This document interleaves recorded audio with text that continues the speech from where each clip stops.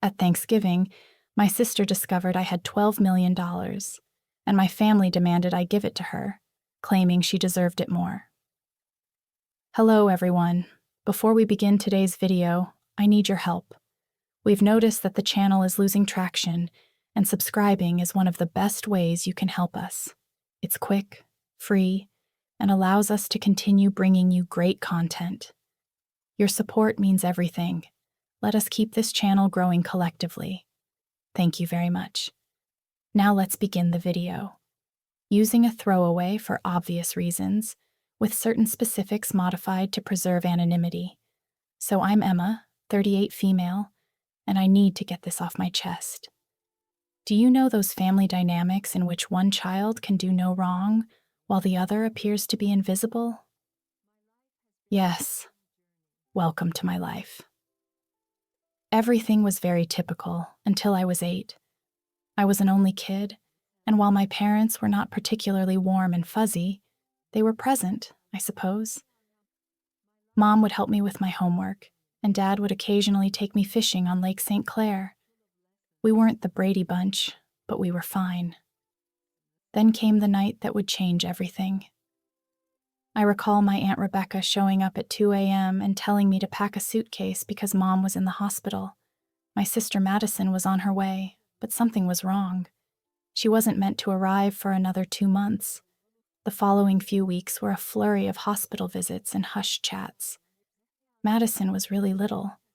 She looked like one of my baby dolls, but with all these tubes and cables. I wasn't allowed to touch her or get too close. That was the first time I felt it, an invisible wall forming between me and the rest of my family. When they eventually brought Madison home, our house turned into a sterilized bubble. Mom had an obsession with germs. I'm talking industrial strength disinfection throughout, hand sanitizer stations in each room, and constant cleaning. The harsh odor of bleach still causes me distress to this day. But here's the bit that really messed me up. Whenever I showed the slightest symptom of illness, I was whisked off to either Grandma Helen or Aunt Rebecca's house. I mean, every time. Sneeze once? Pack your bags. A mild cough? You're off to see Grandma. At first, I thought it was enjoyable. Grandma Helen would make cookies, and Aunt Rebecca had a fantastic collection of Nancy Drew books that I was working my way through. But children are not stupid. After a while, you begin to understand what is actually going on. You are not being sent away on adventures. You are being handled as a threat, as if your entire existence could damage your beloved sister. I tried everything to gain their attention in a healthier manner. Honestly, everything. Got all A's? Mom would scarcely look up from Madison's most recent doctor's appointment calendar. Won first prize in the scientific fair with a project about renewable energy? Dad just asked if I could store the display board in the garage since Madison is allergic to cardboard dust. Is this even a thing? The real kicker came when I was 12.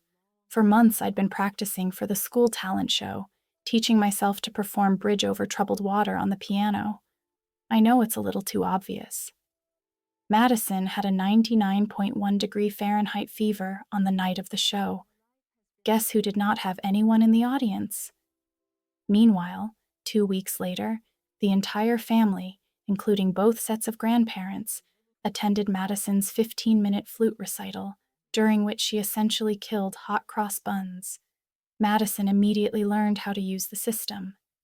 By the age of 7, she had outgrown any real health difficulties, but that didn't stop her from performing. Headache? Must remain home from school. Feeling tired? Someone else guess who should perform her tasks. Worried about a test? Mom would literally call the school to have the deadline extended. I began spending more and more time in my room, immersed in books about art history and antiques. It's funny how life works out sometimes.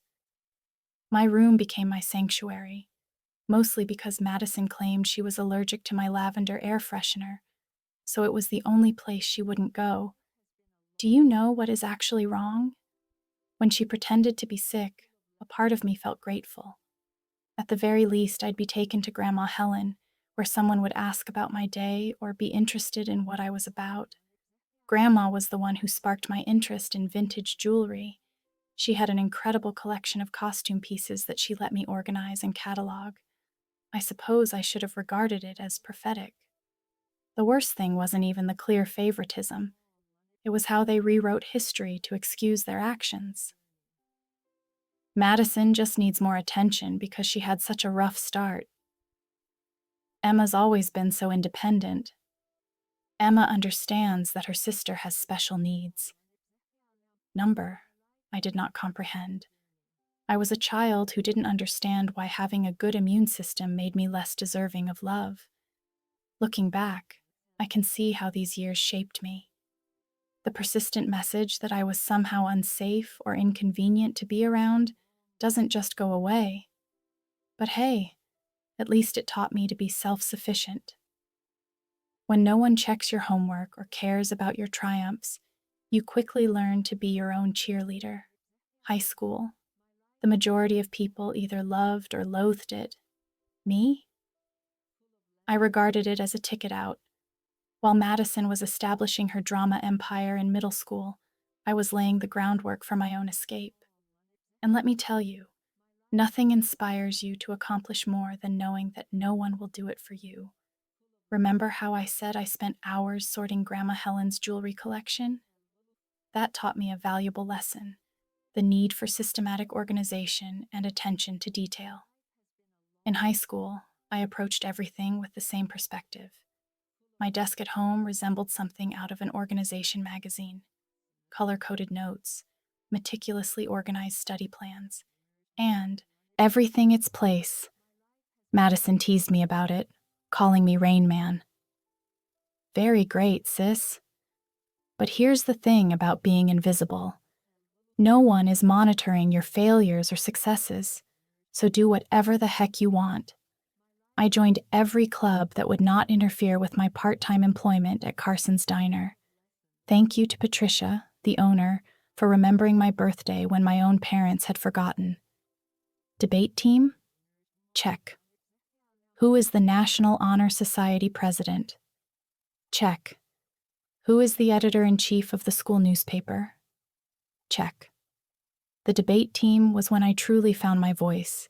There's something quite rewarding about shattering someone's argument while maintaining complete composure. It also taught me how to negotiate, which I didn't realize at the time, but would be useful later.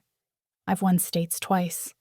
Madison had major soccer games, therefore my parents were unable to attend both competitions. She was on the C team, did not even play the game. Share. The junior year was when things truly became interesting. I took the SAT and received a flawless score. Not like, oh, pretty good, perfect. I mean perfect, 1,600. You know how many people receive that? Less than 1%. I remember staring at the results screen for almost 20 minutes, convinced it was an error. I rushed home to tell my parents. I realized this is stupid. Mom was in the kitchen assisting Madison with her English homework. The conversation went something like this. My reaction: Mom, look, I got a perfect SAT score. Mama: that's nice, honey, but can you keep it down? Madison's trying to concentrate. She has a big test tomorrow. Madison: you're right. Yeah, some of us actually have to study, Miss Perfect. She said, Madison, sweetie, don't stress. You're just a different kind of learner. I still have the hard copy of those SAT results someplace. Never got pinned on the fridge, but Madison's C+ in English. That infant received primo refrigerator real estate, complete with a "we're so proud of you" magnet. College applications. The college application procedure was interesting. I applied to 15 schools without informing anyone. I wrote all of my own essays, gathered my own recommendations, and handled all of the financial assistance paperwork myself. My guidance advisor, Mr. Anderson, was the real MVP. My parents were too busy to help me with the FAFSA, so I stayed late after school. Then acceptances began to arrive. Harvard, Yale, Princeton, Michigan, and each one comes with a scholarship offer. I stored them all in a locked box under my bed, knowing what would happen if Madison discovered them. They'd suddenly shifted their focus entirely to her. But if Emma goes to Harvard, I'll be all alone, or some nonsense like that. The day I received my full ride offer from UMich, Madison joined JV cheerleading. Guess which one was celebrated with a family feast? Hint, I had microwave mac and cheese in my room while they went to Olive Garden. But you know what? The scholarship was my golden ticket. Tuition, lodging and board, all included, as is a book allowance. I could finally leave that house where I was either invisible or inconvenient. The day I received my acceptance package, I went to my favorite spot in the local library, a fourth-floor window seat overlooking the park, and grieved for an hour. Not sad tears. There were tears of relief. When I told my parents at supper that I was going to UMich, they were ecstatic. He said, "Michigan? But that's so far. What if Madison needs you?" She replied, "I hope you're not expecting us to help with expenses. Madison's cheerleading competitions are very costly." Madison is crying. "Oh my God, finally! Can I have your room? I need space for my TikTok videos." The summer before college, I worked double shifts at Carson's Diner to save money. Patricia, bless her heart, always gave me additional tips and made sure I got to take home leftover pie at the conclusion of my shifts. She also taught a vital skill: how to recognize genuine people in a society full of fakes. "Baby," she'd tell me, "in diners and in life, the ones making the most noise usually have the least to say." Move-in day at Michigan. My folks couldn't attend because, surprise, Madison had a cheerleading competition. Aunt Rebecca drove me instead, helped me set up my dorm room, and gave me a $500 envelope. "Your grandma Helen wanted you to have this," she told me. "She's so proud of you." Later, I learned that Grandma had been saving that money from her Social Security checks for months. That first night in my dorm room, I promised myself I was going to create such a wonderful life that being overlooked would be inconceivable. Not for vengeance, nothing to prove to my family. But what about the 8-year-old girl who used to get sent to Grandma's house for sneezing? College, and the beginning of something new. College went by in a flurry of all-nighters, instant ramen, and heavenly independence. I graduated summa cum laude from the University of Michigan. Not that my folks noticed. They were too busy helping Madison transfer to her third college in 2 years. But this is where the plot takes an unexpected turn. I got an entry-level job at Everett and Phillips Auction House in Detroit. I won't use the real name for obvious reasons, but if you're in the business, you probably know who I'm talking about. A genuine high-end establishment, many old money clients, that type of transaction. I began with their estate sales business, which involved documenting the belongings of wealthy individuals after their deaths. Not exactly glamorous, but it paid the bill. The breakthrough. My first several months were very standard, logging countless china sets, categorizing vintage furniture, and so on. Next followed the Kingston estate. Mrs. Kingston was an elderly widow who had died with no children, leaving behind what everyone assumed was a huge collection of costume jewelry. Rooms filled with the material. This is where those hours at Grandma Helen came in useful. I'm looking through this stack of jewelry when something catches my attention.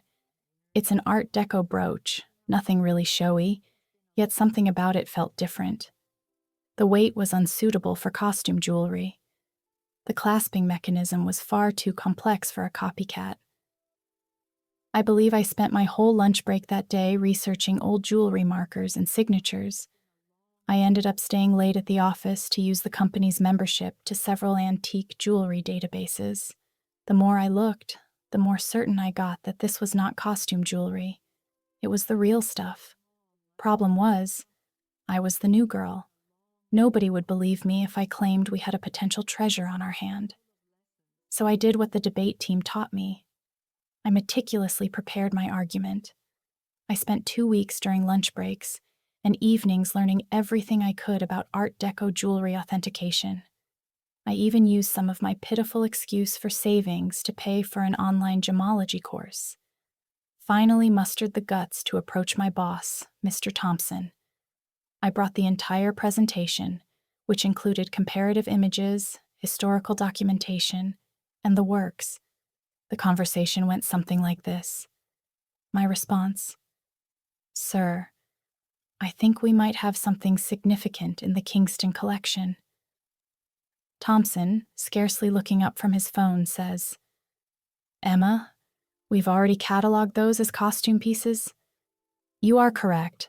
I know, but look at these maker marks. They match perfectly with Cartier's 1925 signatures." Thompson, finally paying attention. "Where did you learn all of this?" My reply was, I did some research. Long story short, the costume brooch sold for $47,000 at auction. It turns out that it was part of a limited collection created for some European set in the 1920s. But here's the real kicker. Thompson started to trust me after that. He began giving me other artifacts to authenticate. Suddenly, my pointless pastime of sorting antique jewels acquired real significance. I devoted myself to learning everything I could about vintage jewelry. I took every online course I could afford. I spent weekends at estate sales researching items, even began a small notepad to document various authentication procedures. My apartment looked like a jewelry scholar's fever dream, with walls covered with printouts of vintage hallmarks and certification guidelines. The auction house started getting results. I was discovering important items that others had overlooked, developing contacts with collectors, and knowing the market. My commission checks became larger. For the first time in my life, I was not simply surviving. I was also saving money. Family, still remarkably uninterested. At Sunday dinners, which I still went to like a fool, the discourse went like this. "Mom, Emma's still at that antique shop, right? This is me. Auction house. And yes, actually, I just authenticated a rare Tiffany piece." Madison interrupts. "Oh my God, speaking of jewelry, you guys have to see this charm bracelet I bought at the mall." But I didn't care anymore. For once in my life, I had discovered something wholly mine, something I was actually excellent at, something unrelated to being Madison's sister. Family disappointment. The Rothschild collection. Then came the Rothschild collection. This was about 2 years into my employment at the auction business. A massive estate. Old money family. There's a lot of buzz in the industry. I was part of the team that cataloged their jewelry collection, and that's when I noticed it. A fairly commonplace Art Nouveau piece that everyone else had missed. I spent 3 days investigating it. I barely slept.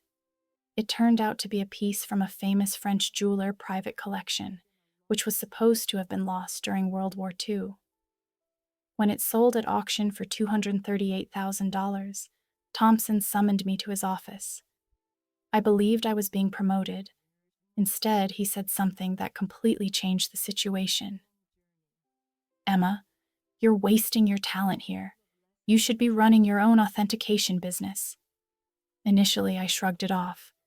Me? Start a business with what money? However, the notion took root. I began doing modest freelance authentication projects on the side. Word spread that I had a terrific site. Private collectors began contacting us directly. One night, I was sitting in my modest apartment, surrounded by jewelry manuals and authentication tools that I had gradually accumulated, when I had an epiphany. This is something I could actually do. I could create anything on my own. So I did what any reasonable person would do. I took out a large debt against my car. I emptied my savings account. I rented a small office space in a less desirable area of town. People believed I was insane. Perhaps I was. I transformed a storage room above a Chinese restaurant that was about the size of a college dorm room. The rent was low because it always smelled like Kung Pao chicken, and the Wi-Fi only functioned if you sat in the corner by the window. But it was mine. The struggle. The first few months were interesting, and by interesting, I mean scary. I'd awaken at 4 a.m. with cold sweats, calculating how many months till my savings ran out. Loan payments felt like a rope around my neck. My office furnishings comprised of: I purchased a card table from Goodwill, a chair I literally found on the curb. Don't worry, it was thoroughly cleaned. However, in the world of high-end jewelry, reputation and contacts are everything, and my experience at the auction house provided me with both. I started small, by doing authentication work for local antique dealers. My fees were lower than the larger organizations, but my attention to detail was becoming known. Word spread. 6 months later, a watershed moment occurred. A dealer I had dealt with at the auction house inquired about a collection of Victorian-era brooches. The owner requested confirmation before selling. It turned out to be a massive collection, with pieces from 3 generations of families. I worked on it for 2 weeks straight, rarely sleeping, documenting everything. I discovered 2 extremely rare pieces that had been misinterpreted as later replicas. The owner was so delighted with my detailed analysis that she not only paid my fee, but also offered me a 10% commission when the piece sold. Was that a commission? $86,000. More money than I had earned in the preceding 2 years combined. Suddenly, my phone rang a lot. Private collectors have heard about my knack for finding missed pieces. Estate lawyers seeking advice on inherited jewelry. Even my previous auction house began sending me authentication work. I'm quite sure Thompson was secretly helping spread the news. Thanks, boss. Scaling up. By year 2, I'd hired my first employee, Jessica, a fresh gemology graduate who reminded me much too much of myself at that age. She was extremely intelligent, yet she was neglected since she was quiet. She is now my head of authentication and is well worth her weight in gold. The firm expanded quicker than I could have predicted. Moved to a proper office downtown. Goodbye Kung Pao chicken odor. Created a team of specialists. I've earned a reputation for finding misplaced items. You wouldn't believe how many important historical jewelry items get misinterpreted as costume jewelry in people's attics, keeping it secret from my family. However, success came with its own set of obstacles. The bigger we became, the harder it became to keep it a secret from my family. They still thought I worked in an antique shop.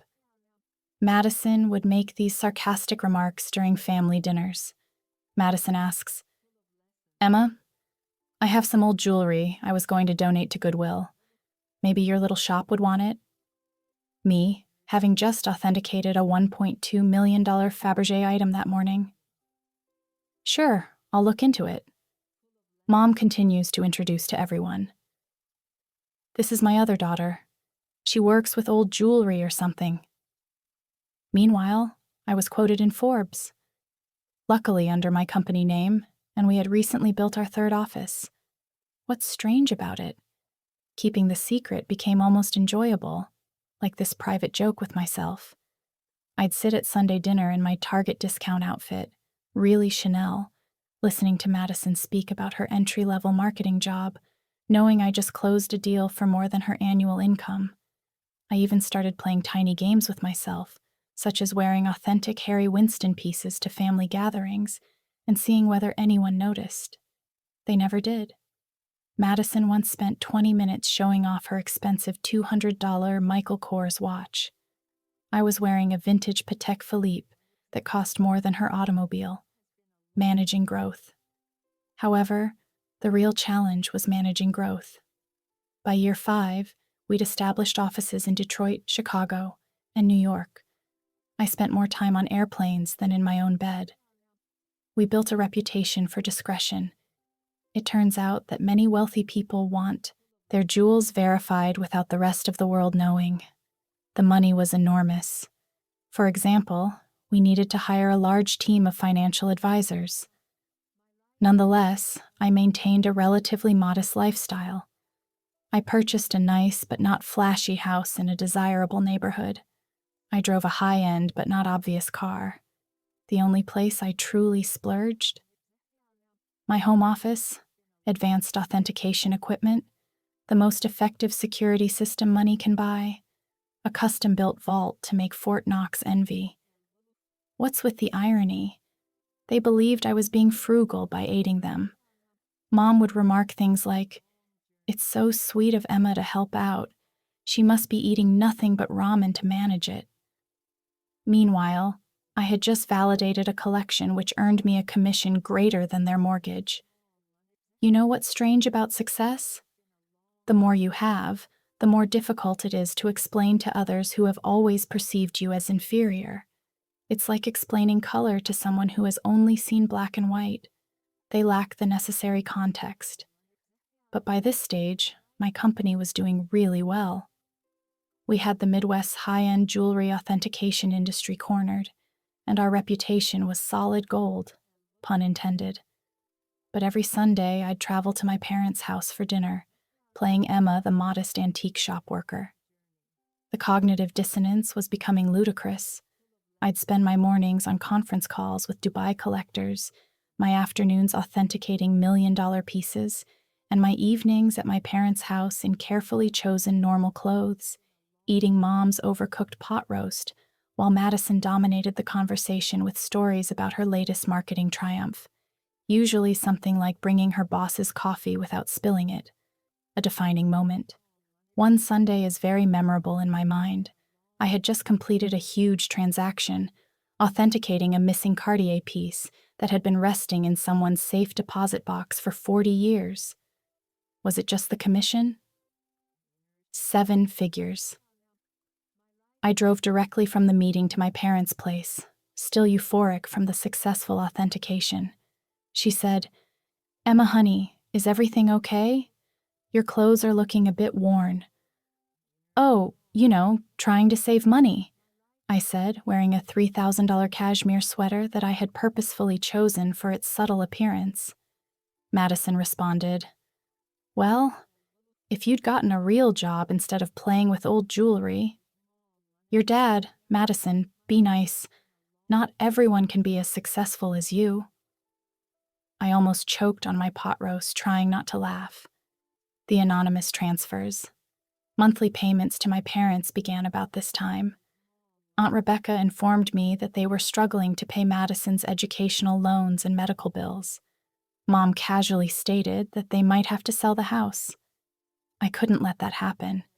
Despite everything, it was still the home I grew up in. So I initiated an anonymous monthly transfer of $5,000 to their account. When asked, I said I was giving $1,000 by living on rice and beans. They imagined the rest came from Aunt Rebecca or another family. Madison, of course, claimed responsibility for inspiring family members to help. Watching Madison spend my money. The money was helpful, but it also had unexpected consequences. My parents began treating me with a strange combination of sorrow and patronizing pride, as if I were some kind of noble poverty case, sacrificing everything to support the family. Meanwhile, Madison's spending became more extravagant. She'd arrive for dinner with new expensive bags, claiming they were outlet finds. They weren't. I can recognize a genuine Gucci at 20 paces. She began taking extravagant vacations and bragging on Instagram about her fortunate life. I'm very convinced she used my support money for shopping sprees. However, I remained silent. The irony was simply wonderful. The MBA drama. Then came the college fund drama. Madison revealed that she wants to return to school for her MBA, another private university, of course. Only the best for the golden child. Mom contacted me in tears, explaining how they couldn't afford it. I say, maybe Madison could look at state schools. They have good programs, too. My mother, "Oh, honey, you don't understand. Your sister needs to maintain certain standards. But speaking of assisting, may I increase my monthly contribution for a few years? I increased it to $7,000 per month. My accounts were unaffected, but witnessing them compliment Madison for taking initiative with her education while presuming I was living on ramen to help out, that stung a little. The actual kicker? I was giving a guest seminar at the same business school Madison wanted to attend. My family didn't know that. The dean personally invited me to give a lecture on luxury goods authenticity and business growth. I had to come up with an excuse as to why I couldn't attend Sunday dinner that week. My own achievement started to feel like a distinct life, as if I were some kind of corporate superhero with a hidden identity. By day, I was running a multimillion-dollar authentication business. By night, well, on Sunday evenings, I was just Emma, the disappointed daughter who worked at an antique shop. The breaking point: Thanksgiving. The weight of the untruth was becoming heavier. Madison made rude remarks about my career on multiple occasions. Each time Mom apologized to her friends for my modest lifestyle. Every time Dad suggested I get a real job. I believe I always knew it would end dramatically. I just didn't expect it to implode so spectacularly on Thanksgiving. It began 2 weeks before the holiday. Mom called, weeping about her back discomfort. She had been diagnosed with a herniated disc, and the notion of cooking Thanksgiving dinner for 20 guests overwhelmed her. Now I'd like to tell you that I offered to help purely out of goodwill, but really I became tired of pretending her dried turkey was appetizing. My response: "Why don't I handle the food this year? I can have it catered," she replied. "Oh, honey, we can't afford a caterer." My response: "Don't worry about the cost. I've been saving up."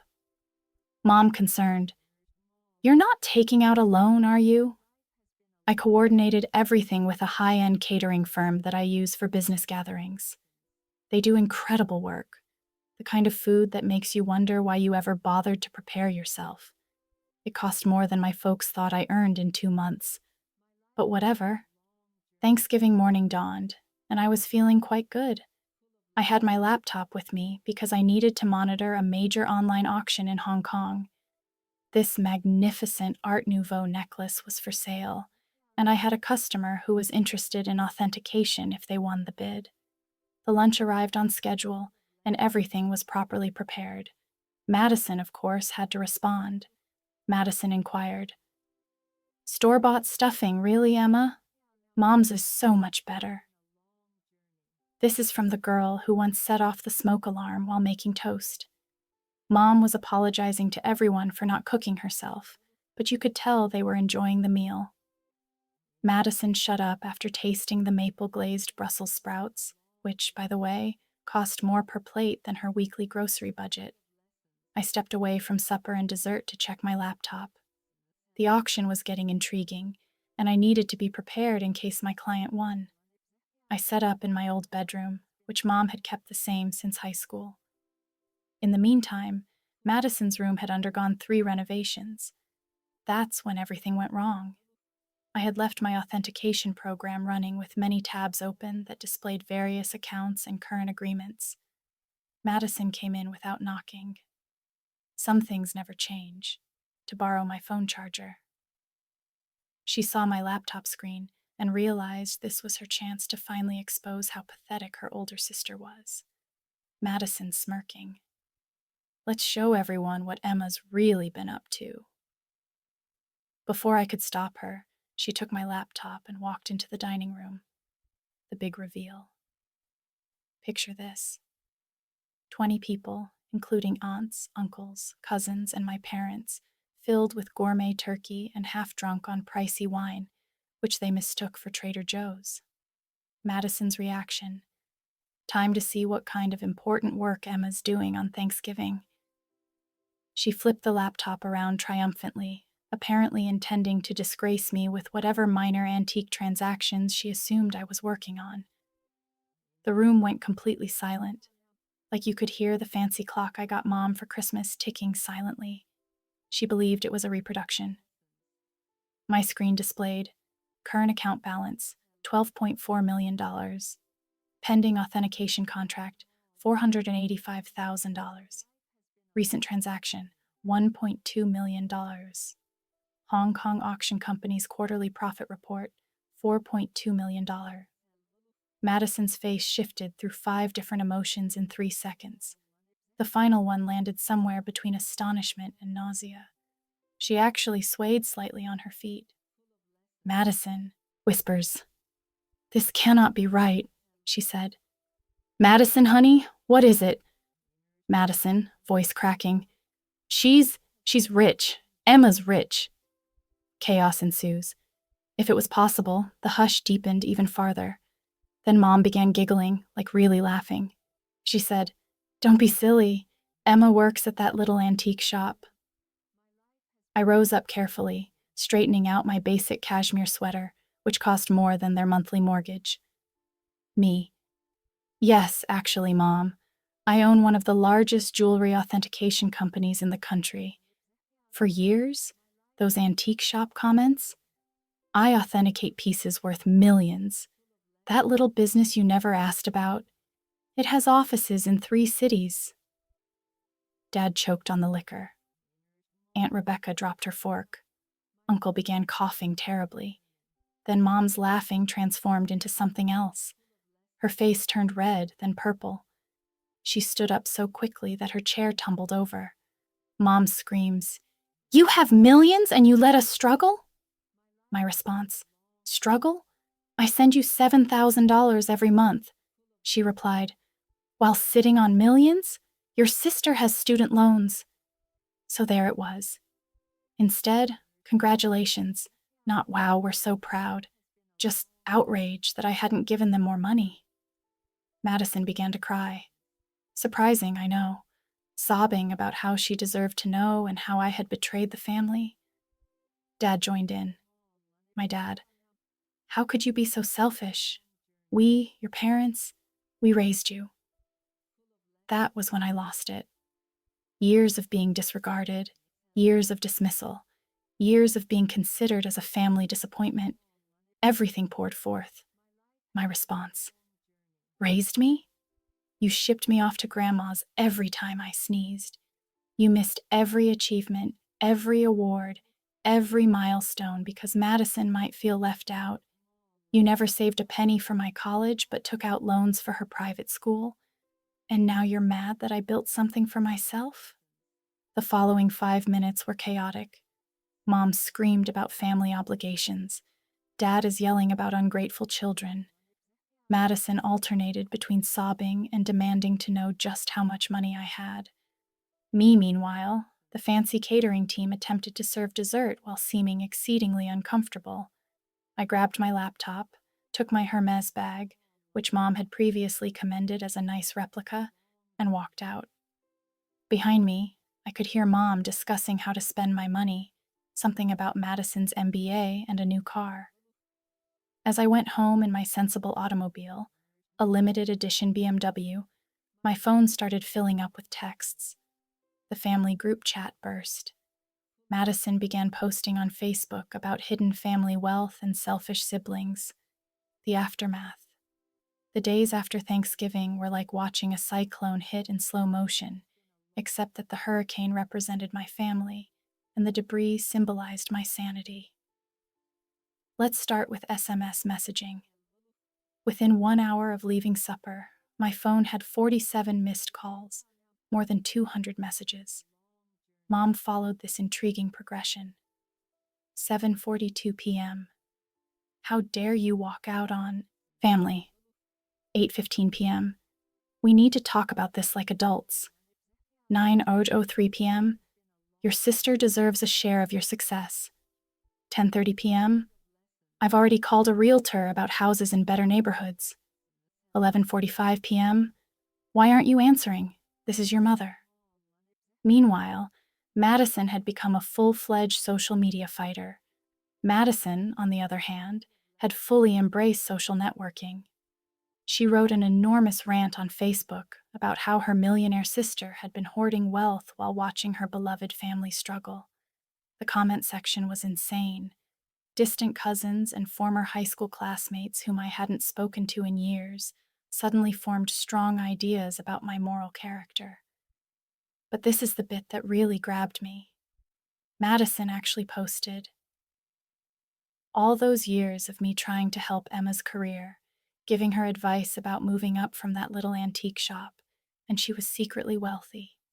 The betrayal hurt so much. I nearly threw my phone across the room. What was the only career advice she ever gave me? I suggest I try selling jewelry on Etsy.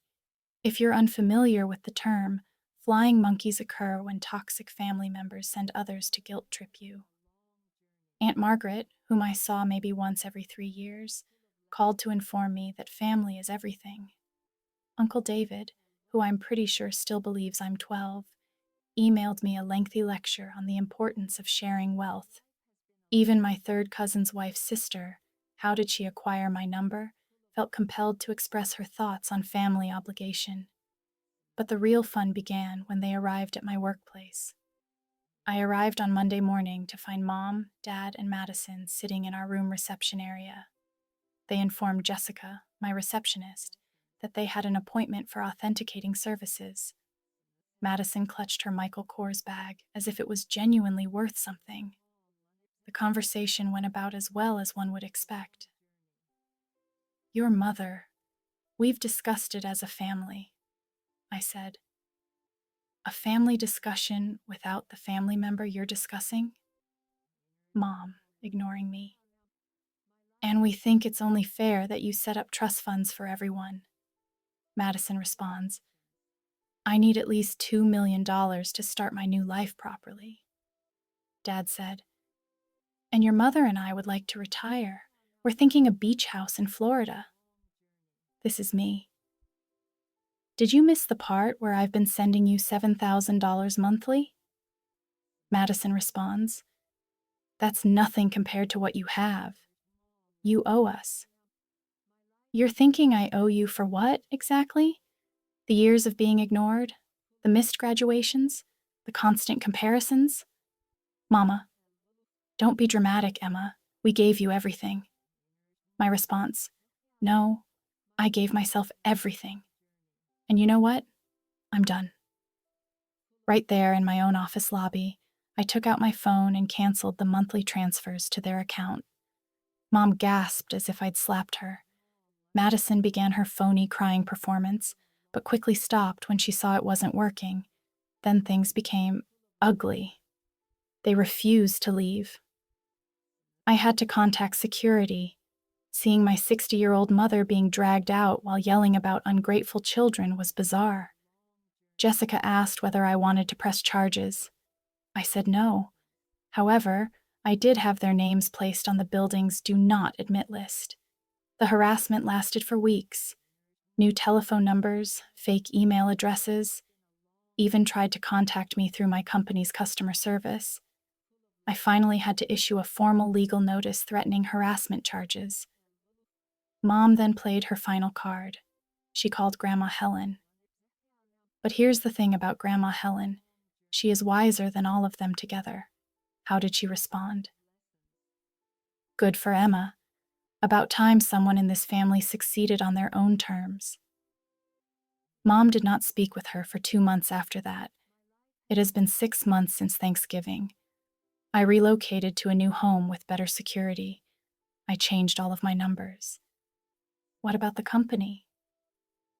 We are doing better than ever. It turns out that my family troubles attracted several high-profile clients who respected my caution in the circumstance.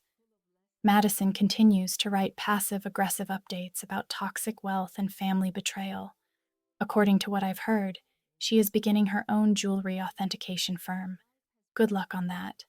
Mom and Dad finally stopped trying to contact me when my lawyer wrote them an official letter outlining how the harassment charges would affect their lives. They're now informing everyone that they never wanted my money anyway, and that they're praying for my salvation. What's the best part? For the first time in my life, I feel liberated. No more Sunday dinners full of sly insults. No more downplaying my accomplishments to spare their feelings. No longer financing for the Madison show. My therapist believes I am finally establishing healthy limits. I say I am finally living authentically. So that is my story, Reddit. Thanks for allowing me to share it. Special thanks to the catering firm who sent me a Christmas letter stating that the Thanksgiving meal was the highlight of their year. Edit. Responses to common questions. Yes, I am still in treatment. No, I do not regret cutting them off. Yes, Grandma Helen is doing well. She's coming to visit next month to help me catalog a new collection. One last thing to Madison. I know you're probably reading this. What about the Cartier bracelet you're wearing in your most recent Instagram post? Definitely a fake. Just saying. Thank you for watching. If you haven't subscribed yet, please do so and hit the notification bell to stay updated with more shocking, real-life stories happening around you.